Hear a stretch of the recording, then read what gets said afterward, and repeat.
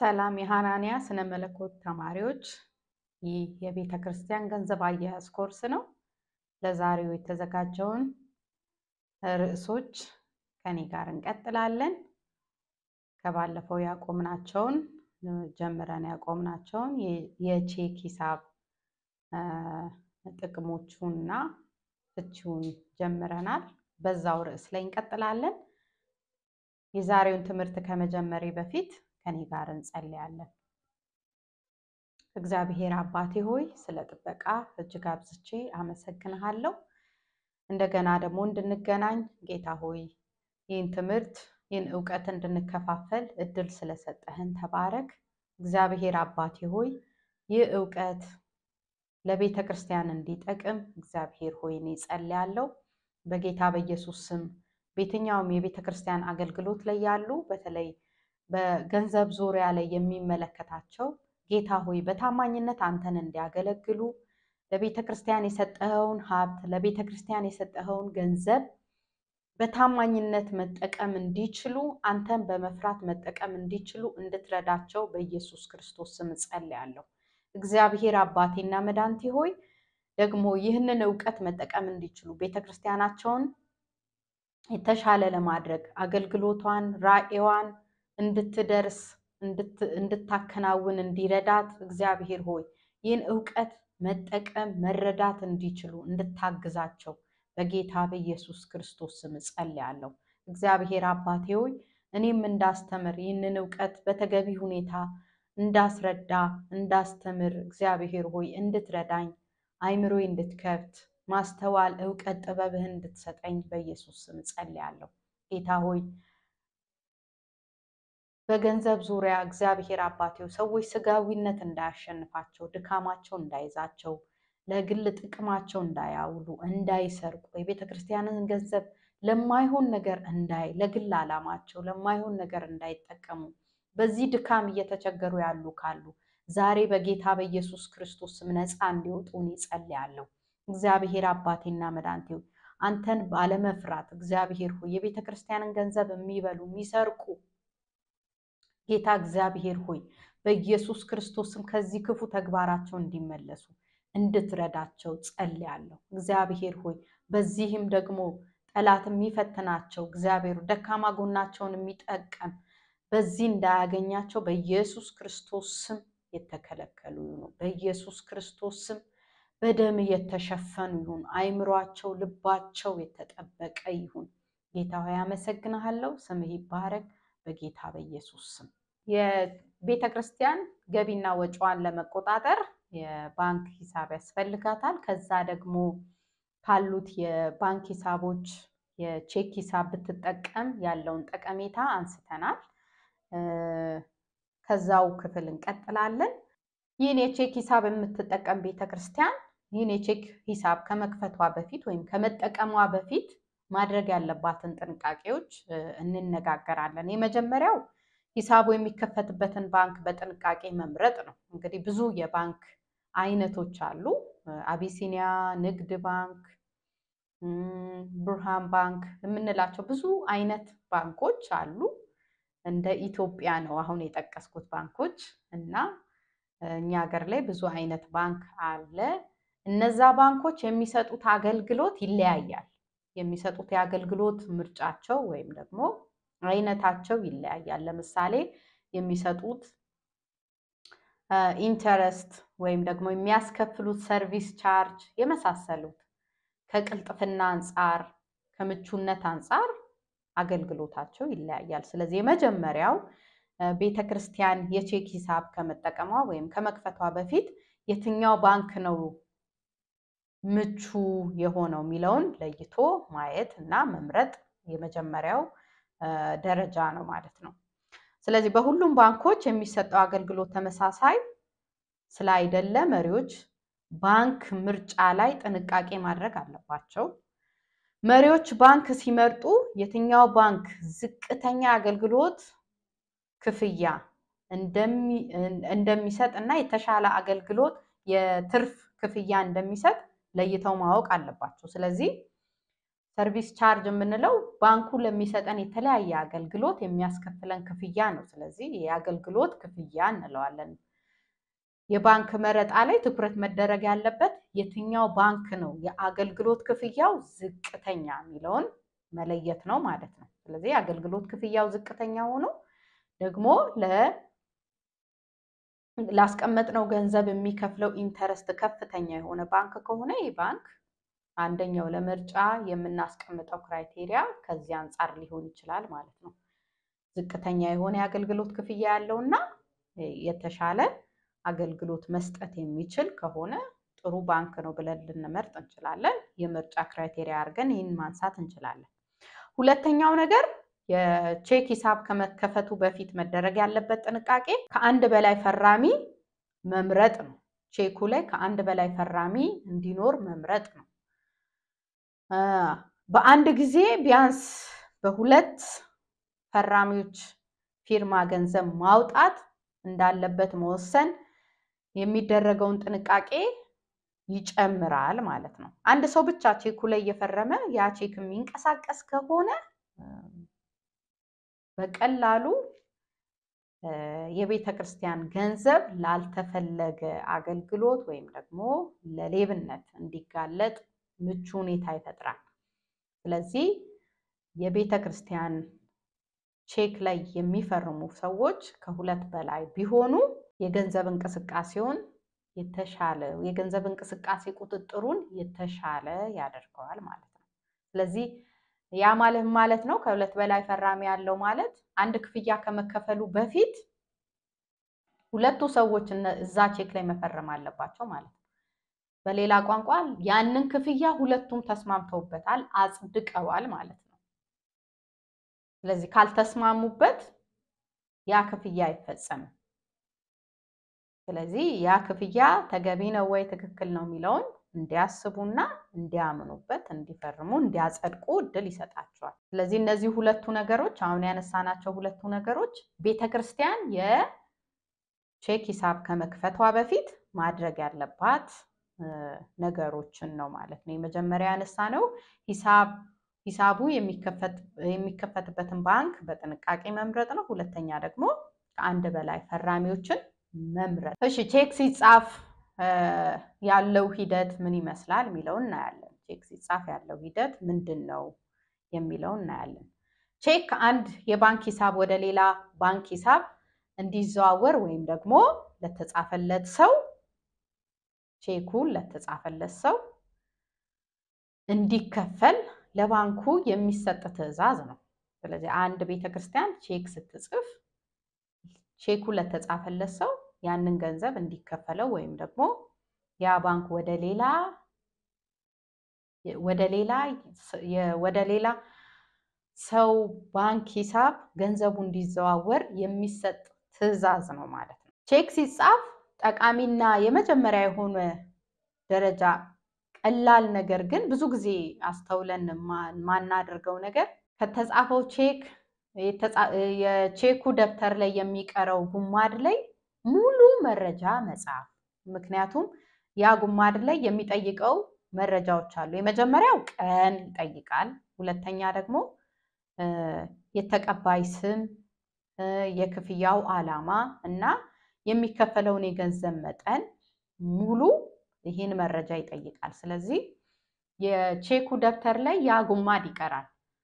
የተቆረጠው ቼክ ደግሞ ቀጥታ ወደ ባንክ ነው የሚሄደው። ስለዚህ መረጃውን ማግኘት የምንችለው ያ ክፍያ ለምን ተከፈለ ወይም ደግሞ ያ ገንዘብ ለምን ወጣ የሚለውን መረጃ ማግኘት የምንችለው የቼኩ ደብተር ላይ የቀረው ጉማድ ላይ የተጻፈው መረጃ ነው ማለት ነው። ስለዚህ ሁሉ ጊዜ እዚህ ላይ ጥንቃቄ ማድረግ አለብን። ብዙ ጊዜ ቼክ ሲቆረጥ ተቆርጣ የምትሄደው ላይ ብቻ ነው መረጃ የሚጻፈው፣ ቀሪው ላይ ብዙ ትኩረት አይሰጥም። ግን መረጃ የምናገኘው ከዛ ስለሆነ ሁለቱም ላይ በቂ የሆነ መረጃ መጻፍ ያስፈልጋል። ይህን ቼክ ስንጽፍ የምናደርገው ጥንቃቄ ነው። ሌላው ቼክ በሚጻፍበት ጊዜ እስክሪፕቶ ወይም ደግሞ የጽህፈት መሳሪያዎችን መጠቀም ያስፈልጋል። ይህ ለምንድን ነው? ለምሳሌ በእርሳስ አይነት ነገሮች የምንጠቀም ከሆነ በቀላሉ አማውንቱ የቼኩ ስም የመሳሰሉትን አጥፍቶ ወደ ሌላ መቀየር ይቻላል ማለት ነው። ለዚህ ቼክ ስንጽፍ የጽህፈት መሳሪያዎችን መጠቀም ወይም ደግሞ ሊጠፉ የማይችሉ የጽህፈት መሳሪያዎችን መጠቀም። ሌላው ባለው ክፍት ቦታ ላይ የቼኩን ገንዘብ መጠን ሲጻፍ በስተግራ በኩል ምንም አይነት ክፍት ቦታ ማስቀረት አያስፈልግም። ለምንድን ነው? ለምሳሌ 0 አይነት ቁጥሮችን በቀላሉ መጨመር ስለሚቻል ማለት ነው። ስለዚህ ስንጽፍ በግራ በኩል ያለው በስተግራ በኩል ያለው የቼኩ የገንዘብ መጻፊያ ቦታ ላይ ሙሉ ጨርሰን መጻፍ ያስፈልጋል። ይህ ሌላው ቼክ ስንጽፍ የምናደርገው ጥንቃቄ ነው። ሌላው ደግሞ በስህተት ሰው ስለሆነ የሚሰራው ቼኩ ላይ ሲጻፍ የሚፈጠሩ ስህተቶች አሉ። የመጠን ስህተት ሊሆን ይችላል፣ የስም ስህተት ሊሆን ይችላል፣ የቀን ስህተት፣ የተለያየ ስህተት ይፈጠራል። እንደሱ አይነት ስህተት ከተፈጠረ ቼኩ ላይ ቼኩን ቮይድ ማድረግ ወይም ደግሞ ቼኩን መሰረዝ ይቻላል። ግን ቼኩን ስንሰርዝ ቼኩና የቼኩ ጉማድ አብሮ መያያዝ አለበት። ሁለቱም አብሮ መያያዝ አለበት። እነዚህ ሁለቱም መነጣጠል የለበትም። ቮይድ የሚል ጽህፈት በቼኩ ላይ በመጻፍ ቼኩና የቼኩን ጉማድ በጋራ በማያያዝ ቮይድ ማድረግ ወይም ቼኩን መሰረዝ እንችላለን። በተጨማሪ ደግሞ ቼኩ ጀርባ ላይ በቂ የሆነ የማስጠንቀቂያ ወይም የጥንቃቄ መረጃዎች ስላሉ እነሱን በደንብ መረዳት በደንብ ማንበብ ያስፈልጋል ማለት ነው። ስለዚህ እነዚህ ቼክ ስንጽፍ የምናደርጋቸው ጥንቃቄዎች ናቸው። እነዚህን ጥንቃቄዎች ቼክ ስንጽፍ ማድረግ ተገቢ ነው ማለት ነው። ሌላው የምናነሳው ቼክ ኢንዶርስ ስለማድረግ ነው። ቼክ ኢንዶርስ የምናደርግበት 3 መንገዶች አሉ። እነሱን እናያቸዋለን። ቼክ ኢንዶርስ ማድረግ ማለት አንድ ሰው በስሙ የተዘጋጀውን ቼክ ሌላ ሰው እንዲከፈለው ወይም ደግሞ ወደ ሌላ ሰው አካውንት እንዲገባ ሂሳቡን መፍቀድ ማለት ነው። አንድ ቼክ ኢንዶርስ ተደርጓል ስንል ቼኩ ላይ ያለው ቼኩ የተጻፈለት ሰው ወደ ሌላ ሰው ክፍያው እንዲፈጸም ወይም ወደ ሌላ ሰው አካውንት ሂሳቡ እንዲገባ የመፍቀድ ወይም የማስተላለፍ ሂደት ነው። ቤተክርስቲያን በስማቸው የተጻፈውን ቼክ የሚሰጡ ግለሰቦች ካጋጠማቸው ያ ማለት ነው ስጦታ በገንዘብም ሰዎች ሊሰጡ ይችላሉ። ከሌላ ቦታ ያገኙትን ክፍያ ወይም ደግሞ በቼክ የተሰጣቸውን ስጦታ ያንኑ ለቤተክርስቲያን ስጦታ አድርገው ሊያቀርቡ ይችላሉ። ስለዚህ እንደዚህ ቤተክርስቲያን ቢገጥማት ኢንዶርስ እንዲያደርጉ ማድረግ አለባት። በቼኩ የተጻፈው ሰው ቤተክርስቲያኑ ያንን ገንዘብ ወደ ራሱ አካውንት እንድታስተላልፍ ቼኩ ላይ የቼኩ ባለቤት ኢንዶርስ ማድረግ እንዳለበት ማሳወቅ አለባት ቤተክርስቲያን። ስለዚህ ኢንዶርስ ማድረግ የሚቻለው በ3 መንገድ ነው። የመጀመሪያው ኦፕን ኢንዶርስመንት እንለዋለን። ይህ ኦፕን ኢንዶርስመንት ጥቅሞችም ጉዳትም አለው። እንዴት ነው ኦፕን ኢንዶርስመንት የሚደረገው? አንድ ሰው በስሙ ቼክ የተዘጋጀለት ሰው ቼኩ ጀርባ ላይ ስሙን ጽፎ በመፈረም ሂሳቡ ለሌላ አካል እንዲተላለፍ ወይም ደግሞ ወደ ሌላ ሂሳብ እንዲተላለፍ መፍቀድ ነው። ኦፕን ኢንዶርስመንት ላይ ቼኩ የተጻፈለት ሰው ማንኛውም ሰው ያንን ቼክ አውጥቶ መጠቀም ይችላል። ስለዚህ ጥንቃቄ ይፈልጋል ማለት ነው። ቢጠፋ ቼኩ ቢሰረቅ ቼኩ ቢጠፋ ያገኘው ሰው ሄዶ ከባንክ ያንን ገንዘብ መውሰድ ማውጣት ይችላል። ስለዚህ ኦፕን ኢንዶርስመንት ከሆነ ጥንቃቄ ይፈልጋል ማለት ነው። ለቼኩ ጥሩ ጥንቃቄ ማድረግ አለብን። ሁለተኛው ኢንዶርስመንት አይነት ፉል ኢንዶርስመንት የምንለው ነው። ይህ ፉል ኢንዶርስመንት ደግሞ ቼክ በስሙ የተጻፈ ሰው በቼኩ ጀርባ ላይ ሂሳቡ ለማን መተላለፍ እንዳለበት በግልጽ አመልክቶ ስሙን ጽፎ በመፈረም ሂሳቡ የሚተላለፍበት ሂደት ነው ማለት ነው። ስለዚህ በዚህ ይሄ ፉል ኢንዶርስመንት ከሆነ በግልጽ ቼኩ የተጻፈለት ሰው በግልጽ ይህ ክፍያ ለማን መከፈል እንዳለበት ወይም ወደ ማን ሂሳብ መተላለፍ እንዳለበት ገልጾ ስለሚፈርም ከኦፕን ኢንዶርስመንት የተሻለ ነው። ቼኩ ቢጠፋ ወይም ደግሞ ቼኩ ቢሰረቅ ማንም ሰው ይህንን ገንዘብ ሊያወጣ አይችልም። ሶስተኛው የኢንዶርስመንት አይነት ደግሞ ወይም የኢንዶርስመንት መንገድ ሪስትሪክቲቭ ኢንዶርስመንት የምንለው ነው። ሪስትሪክቲቭ ኢንዶርስመንት የምንለው ደግሞ በቼኩ ጀርባ ገንዘቡ ለማን መከፈል እንዳለበት አመልክቶ ከፈረመ በኋላ ሂሳቡ የተላለፈለት ድርጅት ለኢንዶርስመንት የተዘጋጀው ቦታ ላይ ማህተም ያደርግበታል ማለት ነው። ስለዚህ ያለዛ ማህተም ይሄ ቼክም መንቀሳቀስ አይችልም። ስለዚህ ከሁሉም ከሌሎቹ ደግሞ የተሻለ ማንም ሰው ቢያገኘው ይህንንም ቼክ መጠቀም ወይም ደግሞ ገንዘቡን ማውጣት አይችልም ማለት ነው። ስለዚህ በሶስት አይነት መንገድ ቼክ ኢንዶርስ ሊደረግ ይችላል። ቼክ ኢንዶርስ ተደረገ ማለት በስሙ አንድ ሰው በስሙ የተጻፈውን ቼክ ወደ ሌላ ሰው ሂሳብ እንዲተላለፍ ወይም ደግሞ ክፍያው እንዲፈጸም መፍቀድ ይህ ሂደት ነው ኢንዶርስመንት የምንለው። ኢንዶርስመንት ሶስት አይነት መንገዶች አሉት። በኦፕን ኢንዶርስመንት ኢንዶርስ ሊደረግ ይችላል ቼክ፣ ወይም ደግሞ በፉል ኢንዶርስመንት ኢንዶርስ ሊደረግ ይችላል፣ ወይም ደግሞ በሪስትሪክቲቭ ኢንዶርስመንት ኢንዶርስ ሊደረግ ይችላል። እነዚህን የኢንዶርስመንት አይነት ማወቅ የሚጠቅመን ለቤተክርስቲያን ሰዎች ቼክ ስጦታ ቢሰጡ በምን መልኩ ኢንዶርስ መደረግ እንደሚችል ማወቅ ስላለብን ስለሚረዳን። እሺ ሌላው የባንክ መዝገብ ነው። የባንክ መዝገብ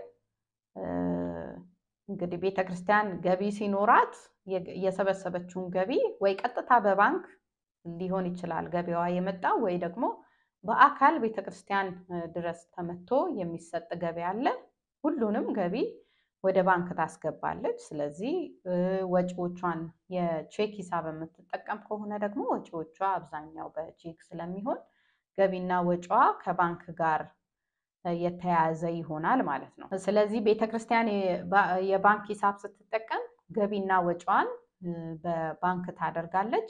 የባንክ መዝገብ ይህ የባንክ መዝገብ የምንለው የቤተክርስቲያን የገንዘብ ፍሰት ለመከታተል ከማስቻሉም በተጨማሪ ያ ማለት የገንዘብ ፍሰት የምንለው ገቢና ወጪዋን ለመከታተል ከማስቻሉም በተጨማሪ በወሩ መጨረሻ ላይ ቤተክርስቲያን የባንክ ስቴትመንት እንድትወስድ፣ የባንክ ስቴትመንት የምንለው ከወሩ መጀመሪያ እስከ መጨረሻ ድረስ ለቤተክርስቲያኒቷ የገባውን ገቢና የወጣውን ወጪ ቀኑን ጨምሮ የገንዘቡን መጠን ሙሉ መረጃ የያዘ ማለት ነው። ይህ ባንክ ስቴትመንት ላይ የምናገኘው መረጃ ይህን ስቴትመንት እንድትወስድና ከወሰደች ይህን ስቴትመንት ከወሰደች በኋላ የባንክ ሪኮንሲሌሽን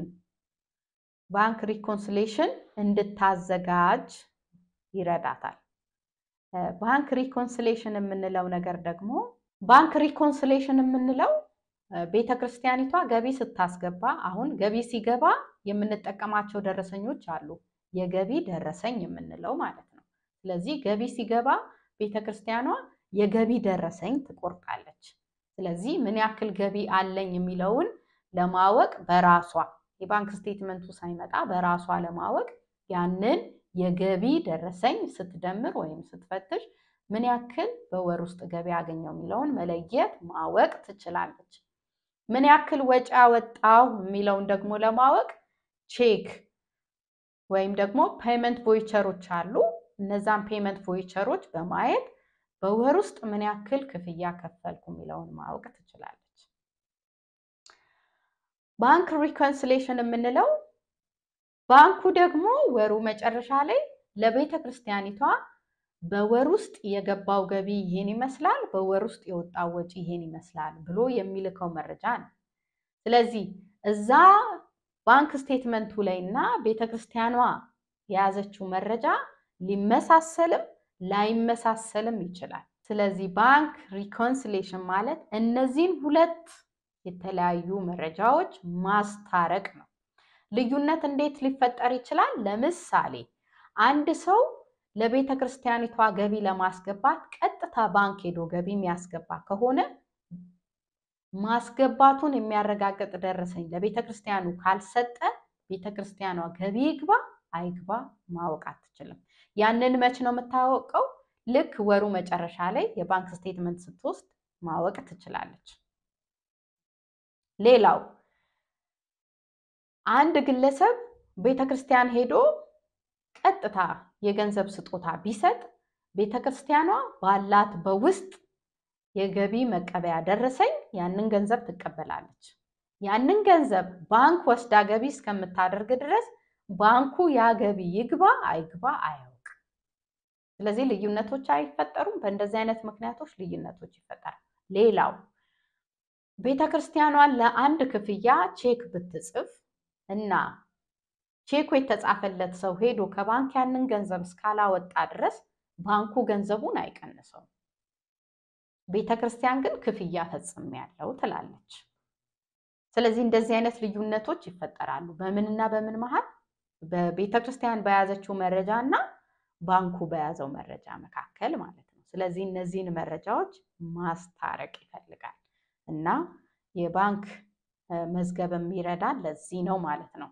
አንደኛ ገቢና ወጫችንን እናውቅበታለን። ሁለተኛ እንደዚህ አይነት ያሉትን ልዩነቶች ለይተን ባንክ ሪኮንሲሌሽን እንድናዘጋጅ ወይም ደግሞ እነዚህን ሁለቱን መረጃዎች እንድናስታርቅ ይረዳናል። እሺ የባንክ ስቴትመንት የሂሳብ ባንክ ስቴትመንት ውስን በሆነ ጊዜ ውስጥ የተመዘገበውን የገንዘብ እንቅስቃሴ የሚያሳይ በየወሩ መጨረሻ ከባንክ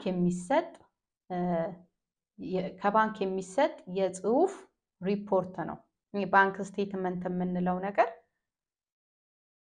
ከወሩ መጀመሪያ እስከ መጨረሻ ድረስ ያለውን የገንዘብ እንቅስቃሴ ገቢና ወጪ የያዘ በወሩ መጨረሻ ላይ ከባንክ የሚሰጥ ሪፖርት ነው።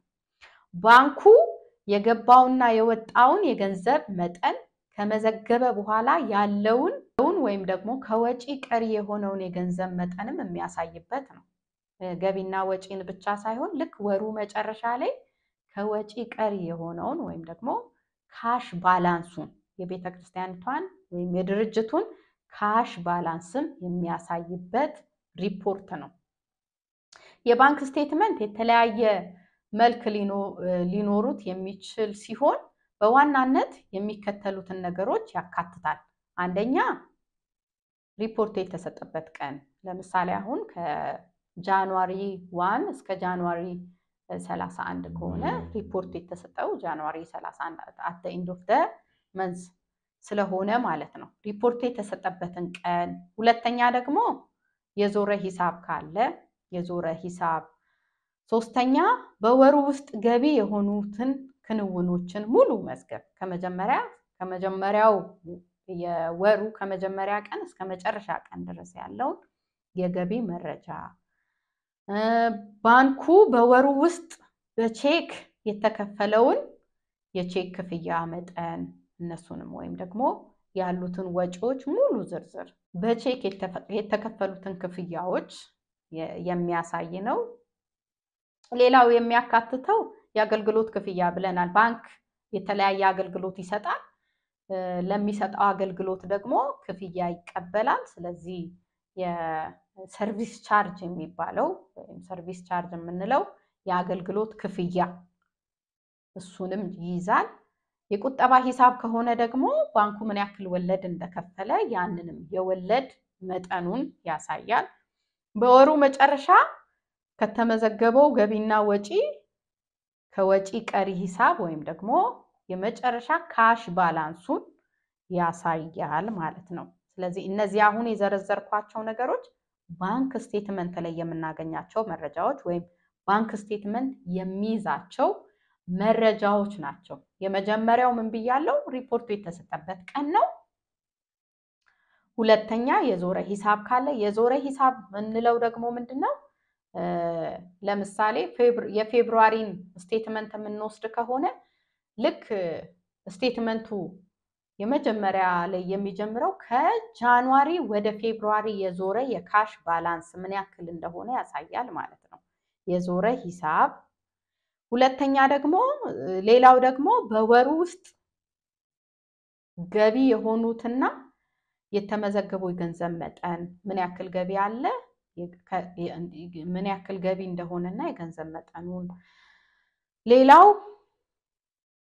ባንኩ በወር ውስጥ በቼክ የከፈለውን የክፍያ መጠን ሌላው ደግሞ የአገልግሎት ክፍያ ካለ ያንን በወር ውስጥ ያለውን ባንኩ የተቀበለንን የአገልግሎት ክፍያ ያሳያል። የቁጠባ ሂሳብ ከሆነ ደግሞ ለቁጠባችን የተከፈለውን ኢንተረስት ወይም ደግሞ ወለድ ያሳያል። በመጨረሻም ደግሞ የሚያሳየው በወሩ መጨረሻ ላይ ከወጪ ቀሪ የሆነን የገንዘብ መጠን ወይም ካሽ ባላንሱን ያሳየናል። በቀጣይነት ደግሞ የሂሳብ ሰነዶች ዝግጅት ማድረግ በዚህ ርዕስ ላይ እናወራለን። እንዴት ዝግጁ እንደምናደርግ የሂሳብ ስራ ሂደት መረጃን ይፈልጋል ወይም ደግሞ ለሂሳብ ስራው መሰረት የሚሆኑ መረጃዎችን ይፈልጋል። ለምሳሌ እኔ ለአንድ ድርጅት የሂሳብ ሰራተኛ ብሆን ድርጅቱ ግዢ አለኝ ሲል የምጠይቃቸው መረጃዎች አሉ። አንድ ድርጅት ለቢሮ ስራው የቢሮ ወንበር ቢገዛ ያንን የቢሮ ወንበር ገዝቻለሁ ብሎ ለማረጋገጥ መረጃ ማቅረብ አለበት። ስለዚህ እንደተለመደው የምናውቀው ግዢ ሲፈጸም ከገዛንበት ቦታ ደረሰኝ እንወስዳለን። የድርጅት ደግሞ ሲሆን በድርጅቱ ቲን ነምበር የተቆረጠ አታችመንት ያለው ህጋዊ ከሆነ አካል የተገዛ መሆኑን ከዛ ደረሰኝ ደግሞ የምናገኘው መረጃ ያ እቃ መች እንደተገዛ የተከፈለውን የገንዘብ መጠን የመሳሰሉ መረጃዎችን ይሰጣል። ስለዚህ ሁልጊዜ የሂሳብ ስራ መረጃን ይፈልጋል። ከመረጃ ምንጭ ተነስቶ ነው ማለት ነው ስራውን መስራት የሚቻለው። ስለዚህ እነዚህ በእንግሊዘኛው ሰፖርቲንግ ዶክመንትስ የምንላቸው ነው። ገቢ አለ ሲባል ያን ገቢ መግባት አለመግባቱን የሚያረጋግጥ ደረሰኝ ወይም ደግሞ የሚያረጋግጥ መረጃ መኖር አለበት። ወጪ አለ ስንል ያንን ወጪ የሚያረጋግጥ መረጃ መኖር አለበት። ከዛ መረጃ ተነስተን ነው የሂሳብ ስራን መስራት የምንችለው። ያለ መረጃ ሂሳብ ስራ ሊሰራ አይችልም። ስለዚህ የትኛውም የገንዘብ እንቅስቃሴ በመረጃ የተደገፈ መሆን አለበት። ስለዚህ እነዚህን እንዴት ነው ማደራጀት የምንችለው የሚለውን ነው ቀጥለን የምናወራው ማለት ነው። የቤተ ክርስቲያን የገንዘብ እንቅስቃሴ ለመመዝገብ እንደ መረጃ ምንጭ የሚያገለግሉ የሰነድ መረጃዎች ወይም ቮይቸር በመባል ይታወቃሉ፣ ወይም ደግሞ ደረሰኝ የምንላቸው ማለት ነው። የቤተ ክርስቲያን ገንዘብ እንቅስቃሴ ለመመዝገብ የሚረዱ ቮይቸሮች 3 አይነት ናቸው። የመጀመሪያው የገቢ መቀበያ ደረሰኝ እንለዋለን። በእንግሊዘኛው ካሽ ሪሲቭ ቮይቸር የምንለው ማለት ነው። የገቢ መቀበያ ደረሰኝ። ይህ የገቢ መቀበያ ደረሰኝ ተከታታይ ቁጥሮች ያሉት ሲሆን ገንዘብ ሲሰበሰብ የሚቆረጥ ደረሰኝ ነው። ስለዚህ ይህ የገቢ መቀበያ ደረሰኝ ላይ ማን ያንን ገቢ እንደሰጠ፣ ድርጅት ከሆነ የድርጅቱ ስም፣ ግለሰብ ከሆነ የግለሰቡ ስም፣ ያንን ክፍያ ወይም ደግሞ ያንን ገንዘብ ለምን እንደሰጠ። ለምሳሌ እንበልና ቤተክርስቲያን አስራት ከሆነ የገቢ አይነቶቹ አስራት ሊሆን ይችላል፣ መባ ሊሆን ይችላል፣ የተለያዩ በኩራት ሊሆን ይችላል፣ ልዩ ስጦታ የምንላቸው።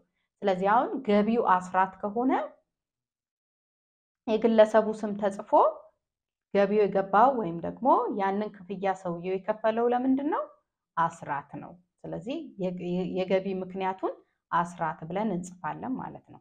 ቀን ይኖረዋል፣ የተቀባይ ፊርማ ይኖረዋል። እነዚህን መረጃዎች ይይዛል ማለት። ስለዚህ የመጀመሪያው የሰነድ አይነት ለሂሳብ ስራ የሚጠቅም ወይም ደግሞ መረጃ የሚሆን የሰነድ አይነት የገቢ መቀበያ ደረሰኝ የምንለው ነው።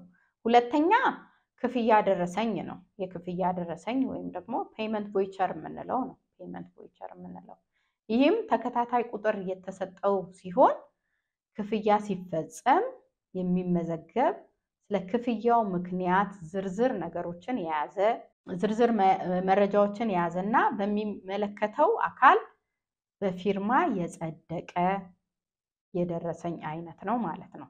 ስለዚህ ክፍያ ሲኖር በተለይ ክፍያ ሲኖር ክፍያውን የሚያጸድቅ የሚያዘጋጅ አለ፣ ክፍያውን የሚያጸድቅ አለ። ስለዚህ ይህ አይነት ደረሰኝ የክፍያ ደረሰኝ እንለዋለን። ይህም ለሂሳብ ስራ እንደ የሂሳብ ሰነድ ከምንላቸው አንዱ ነው ማለት ነው። ስለዚህ የሂሳብ ስራ ሂደት ላይ ከሚያገለግሉ መረጃ ከሚሰጡ ሰነዶች አንዱ የክፍያ ደረሰኝ የምንለው ነው ማለት ነው። ሶስተኛው ጆርናል ቮይቸር እንለዋለን። ይህ ጆርናል ቮይቸር ከሁለቱ በክፍያ ደረሰኝም በገቢ ደረሰኝም ልናገኘው ማንችል። አሁን ቅድም ስለ ባንክ ስቴትመንት ስናወራ ባንክ ለሚሰጠው አገልግሎት ሰርቪስ ቻርጅ ያስከፍለናል አለ። ያንን ሰርቪስ ቻርጅ ባንኩ ቤተክርስቲያን ድረስ መጥቶ አይደለም ገንዘቡን የሚወስደው፣ እዛው ከአካውንቱ ላይ ነው የሚቆርጠው። ይህንን ክፍያ የክፍያ ደረሰኝ ላይ ልናገኘው አንችልም። ስለዚህ እንደዚህ አይነት ወጪዎች ካሉ የቁጠባ ሂሳብ ከሆነ ደግሞ የወለድ ክፍያ ባንኩ ይሰጠናል። ያንን የወለድ ክፍያ ባንኩ ቤተክርስቲያኑ ድረስ በአካል መጥቶ የገቢ ደረሰኝ ላይ አያስመዘግብም። ይህን ባንክ ስቴትመንት ላይ የምናየው ነገር ብቻ ነው። እንደዚህ አይነት ነገር፣ እንደዚህ አይነት ገቢ፣ እንደዚህ አይነት ወጪ ከገጠመን የምንመዘግብበት ነው ጆርናል ቮይቸር። ከሁለቱ ደረሰኞች ውጪ ገቢም ካለ ወጪም ካለ ገቢ ወይም ወጪ ቮይቸር መመዝገብ የሚቻለው የሂሳብ እንቅስቃሴን የሚጻፍበት ነው። ይህንን የድርጅቱ የሂሳብ ሰራተኞች ከፈለጉ ተከታታይ ቁጥር ይሰጡታል፣ ካልፈልጉም አይሰጡትም። ስለዚህ እንደዚህ አይነት ወጪዎች ካሉ ጆርናል ቮይቸር ላይ የምንመዘግብ ይሆናል ማለት ነው። ስለዚህ አሁን ከላይ የዘረዘርናቸው ሶስቱ ቮይቸሮች ለነሱ ተጨማሪ ሆኖ ደግሞ የሚደግፍ መረጃ ይኖራሉ። እነርሱም በእነሱ ላይ መሰረት ብቻ አድርገን አይደለም አሁንም ሂሳብ የምንሰራው፣ እነሱን ደግሞ ተጠቅመን ሌሎችም አሁንም ዘረዝራቸው መረጃዎች ለሂሳብ ስራ የመረጃ ምንጭ ይሆናሉ። አንደኛው ክፍያው እንዲፈጸም የታዘዘበት ደብዳቤ ክፍያ ከሆነ ከበላይ አካላት ለዚህ ጉዳይ ክፍያ ይፈጸም ተብሎ ክፍያ እንዲፈጸም የታዘዘበት ደብዳቤ፣ ይሄም እንደ መረጃ ምንጭ ነው። ግዢ ሲፈጸም የተሰጠ ደረሰኝ፣ ቼክ ብቻ አሁን በቼክ የተከፈለ ክፍያ ከሆነ ቼኩ ብቻ ክፍያ መከፈሉን ወይም ደግሞ ፔመንት ቮይቸሩ ክፍያ መከፈሉን ያሳየናል። ግን መገዛቱን ደግሞ የሚያረጋግጥ ደረሰኝ አብሮ መያያዝ አለበት። ሌላ ደግሞ ስቶር እቃ ካለ እቃ ሲወጣ እቃ እንዲወጣ የታዘዘበት ደብዳቤ፣ ምክንያቱም የድርጅቱ ሀብት ነው። ያንን ስንጠቀም ያም እንደ መረጃ ስለሚያገለግል ያ እቃ ከስቶር እንዲወጣ የታዘዘበት ደብዳቤም እንደ አንድ መረጃ ነው። የቤት ክራይ ውል የተዋዋሉበት ወረቀት የመሳሰሉትን እነዚህን እንደ መረጃ ምንጭ የምንጠቀማቸው ናቸው ማለት ነው። በዋናነት ሶስቱን ደረሰኝ አይነቶች ወይም ቮይቸር አይነቶች አይተናል። ግን እነዚህም ለሂሳብ ስራ መረጃ ምንጭ መሆን የሚችሉ ስለሆኑ እነዚህም አስፈላጊ ናቸው። እሺ፣ የገንዘብ እንቅስቃሴን መመዝገብና ዓላማቸውን አንስተን እናወራለን። የገንዘብ እንቅስቃሴ የምንለው እንግዲህ የሁለቱ እንቅስቃሴዎች ናቸው። ገቢ ወጪ የምንለው ገቢ ከሆነ ወደ ድርጅቱ የሚገባ የገንዘብ ፍሰትን ያሳያል። ወጪ የምንለው ደግሞ ከድርጅቱ የሚወጣን የገንዘብ ፍሰትን ያሳያል። ስለዚህ የሚመዘገቡት የገንዘብ እንቅስቃሴ አይነቶች የመጀመሪያው ገንዘብ መቀበያን መመዝገብ ነው። ገንዘብ መቀበያን መመዝገብ ነው። ዓላማው ምንድነው? የተቀበሉት የገንዘብ መጠን በገቢ መልክ የሚመዘገብበት ነው። ስለዚህ ገንዘብ ሲመጣ ያ ገንዘብ በገቢ መልክ እንመዘግበዋለን። ዓላማው ይህ ነው። ሁለተኛው ደግሞ የገንዘብ ክፍያ መመዝገብ ነው። ይህን የገንዘብ ክፍያ የምንመዘግብበት ዓላማው ምንድነው? የተፈጸመው ክፍያ መጠን በወጪ መልክ የሚመዘገብበት ነው ማለት ነው። ስለዚህ ገንዘብ ሲመጣ ወይም ገንዘብ ስንቀበል ያንን ገንዘብ እንደ ገቢ እንመዘግበዋለን። ክፍያ ደግሞ ሲኖር ያንን ክፍያ እንደ ወጪ አድርገን እንመዘግበዋለን ማለት ነው። ስለዚህ በአጠቃላይ ሁለቱንም የገቢ ወጪ መዝገብ የያዘ ደግሞ ሌላ ደግሞ ሂሳብ መዝገብ አለ። ይህ ደግሞ ለምንድን ነው የሚጠቅመን? ዓላማው ምንድነው? ከወጪ ቀሪ የሆነውን የገንዘብ መጠን ወይም ደግሞ የካሽ ባላንሱ ለይተን እንድናውቅ የሚያደርገን ነው። ስለዚህ የምንመዘግበው ከገንዘብ እንቅስቃሴ ጋር ተያይዞ ያሉት መዝገቦች ሁለት ናቸው። አንደኛ የመቀበያ መዝገብ ነው፣ ሁለተኛ የክፍያ መዝገብ ነው። የመጀመሪያው ዓላማው ምንድነው? የተቀበልነውን የገንዘብ መጠን በገቢ መልኩ እንድንመዘግብ ያደርገናል። ሁለተኛው መዝገብ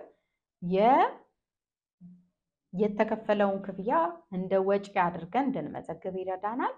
በአጠቃላይ ሁለቱንም ደግሞ የያዘ የገቢ ወጪ መዝገብ አለን። ይሄ መዝገብ ደግሞ የሚረዳን ያለንን የሂሳብ መጠን ወይም ደግሞ አጠቃላይ ያለንን የሂሳብ መጠን ለይተን እንድናውቅ ይረዳናል ማለት ነው።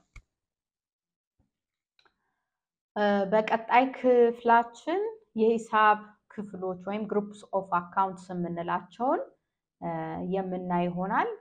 3 አይነት የሂሳብ ግሩፕ አለ። የመጀመሪያው አሴት የምንለው ነው፣ ሁለተኛ ሊያቢሊቲ የምንለው ነው፣ ሶስተኛ ካፒታል የምንለው ነው።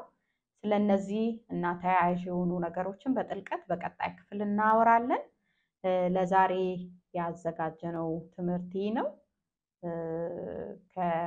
የቼክ ሂሳብ አከፋፈት መደረግ ያለበትን ጥንቃቄ፣ ምን አይነት ጥንቃቄ መደረግ አለበት የሚለውን ሐሳቦች አንስተናል። ቤተክርስቲያን የቼክ ሂሳብ ከመክፈቷ በፊት ወይም ከመጠቀሟ በፊት ማድረግ ያለባትን ጥንቃቄዎች በሁለት ከፍለን አይተናል።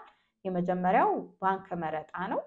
የተሻለ ባንክ፣ ጥሩ አገልግሎት የሚሰጥ ምቹ የሆነና የአገልግሎት ክፍያው አናሳ የሆነ ባንክ መምረጥ ነው። ሁለተኛው ደግሞ ቼኩ ላይ የሚፈርሙ ሰዎች ከሁለት በላይ የሆኑ ሰዎችን መርጦ መሾም ወይም ማስቀመጥ ነው። እነዚህ ቼክ ሂሳብ ከመጠቀማችን በፊት የምናደርጋቸው ጥንቃቄዎች ናቸው።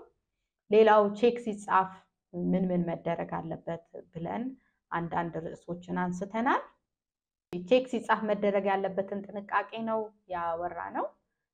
ቼክ ሲጻፍ ቢቻል ስክሪፕቶ ነክ መጠቀም፣ የገንዘቡን መጠን ስንጽፍ ሙሉ ቦታ ሳናስቀር ሙሉን ቦታ ተጠቅመን መጻፍ ወይም ደግሞ ባዶ ቦታ እንዳይኖር፣ ክፍት ቦታ እንዳይኖር ማድረግ፣ የቼኩ ጉማድ ላይ ሙሉ መረጃ መጻፍ፣ ቀን መጻፍ፣ የተቀባይ ስም መጻፍ፣ የክፍያ ስም ምክንያትና የገንዘቡን መጠን መጻፍ፣ ቼኩ ደግሞ በስህተት ቮይድ መደረግ ካለበት ቮይድ ማድረግና ቼኩንና የቼኩን ጉማድ በጋራ ማያያዝ ብለን እነዚህ ቼክ ሲጻፍ መደረግ ያለባቸው ጥንቃቄዎች ናቸው ብለን አንስተናል።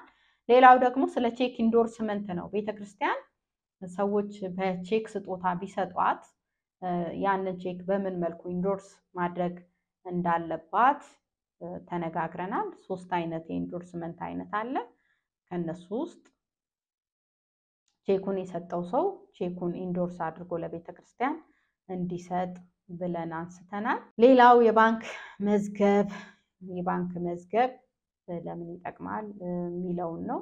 ባንክ መዝገብ ያለው በወር ውስጥ ያለውን የገቢና የወጪ መጠን የሚያሳይና ባንኩም ደግሞ ይህን የመዘገበውን መረጃ በወሩ መጨረሻ ላይ ለቤተክርስቲያኑ ወይም ለድርጅቱ ሪፖርት አድርጎ ወይም ደግሞ ይሄ ባንክ ስቴትመንት የምንለውን የሚሰጥ መሆኑን፣ ያንን ደግሞ መቀበል መውሰድ የሚጠቅመን ቤተክርስቲያኒቷና በባንኩ መሃል ያለው መረጃ ልዩነት ካለው ባንክ ሪኮንሲሌሽን ወይም የማስታረቅ ስራ እንድንሰራ ይረዳናል። እነዚህ ነገሮች ለምን ልዩነት ይፈጠራሉ የሚለውን አንስተን ነበረ። ሌላው ይህ የባንክ ስቴትመንት ምን አይነት መረጃ ይይዛል ብለን አንስተናል።